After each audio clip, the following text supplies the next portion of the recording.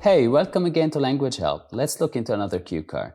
You will learn our 4-box method that can help you to answer any cue card. We'll discuss some vocabulary and share an example answer with you. If you want, you can jump to the full answer from the timestamps in the description box. Subscribe, ring the bell, and let's do this.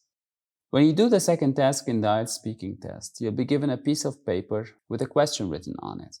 This is what's called a cue card. You'll also be given an empty paper, a pencil, and only 1 minute to structure and organize your answer.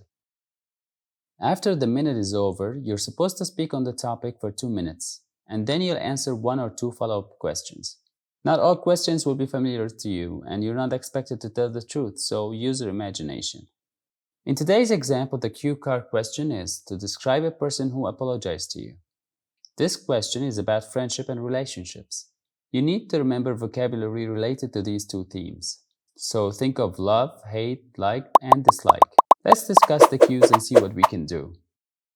The first cue is who this person is. On your paper, you have to draw a box and note down the tense you'll be using to accomplish this task. If you can't decide on the tense, you can always rely on the tense of the cue.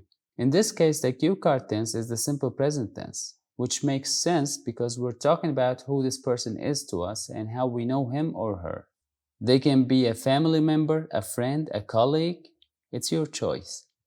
The second cue wants us to answer when this thing happened. The first step is always to establish the tense. In this case, we'll use the past tense because we're going to be talking about something that happened in the past, such as a lie, or someone who stole from us, or someone who cheated on us. The third cue wants us to talk about what this person said as an apology. Again, the tense is the past tense, and we need to talk about the incident. We also need to talk about the apology in detail. The fourth and final cue is to explain how you felt about the apology. The tense is the past tense, and here we have to talk about how we felt about this apology. Did we accept it? Did we forgive the person? Are we still friends with that person? This is the place where we talk about the result of the apology. So that was our analysis. If you're following, your paper should look something like this. Now all of your boxes are ready, but you have to keep 2 things in mind. 1. Remember to keep eye contact with your examiner. 2. Remember to use unfamiliar vocabulary, a few collocations and idioms, and a mix of tenses if you can. Now before we start with the answer, remember to subscribe and hit the bell icon so you'll get all updates from Language Help. And also now is a good time to pause the video if you want to try on your own. You can always come back and compare your answer to ours.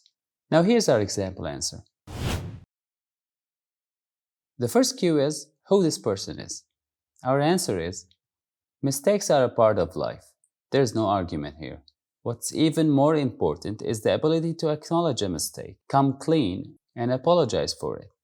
John, who's a longtime friend of mine, is one of those few people capable of recognizing their mistakes and making up for them. No argument here is an expression that means that something should be believed as given or a fact.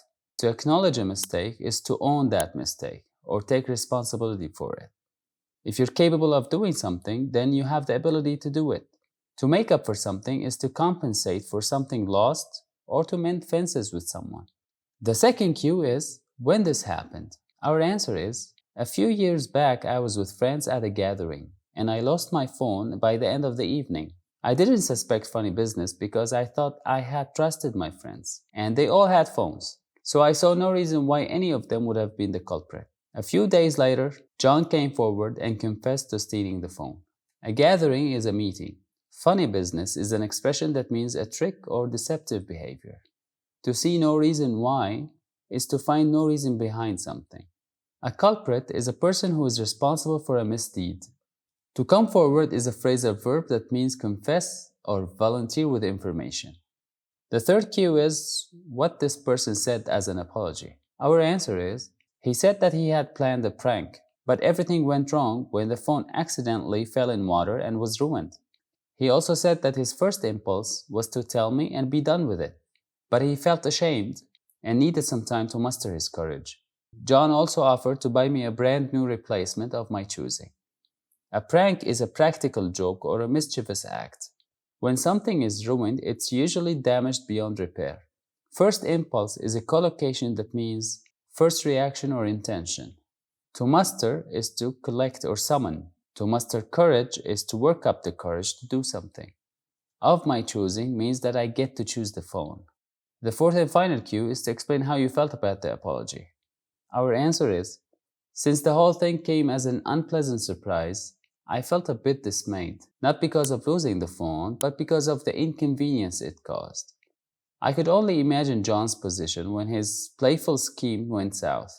Suffice it to say that I forgave John and came to value his friendship even more, because he showed responsibility to be one of his strongest suits. Inconvenience is to cause trouble or difficulty. I could only imagine is an expression that means I cannot begin to imagine.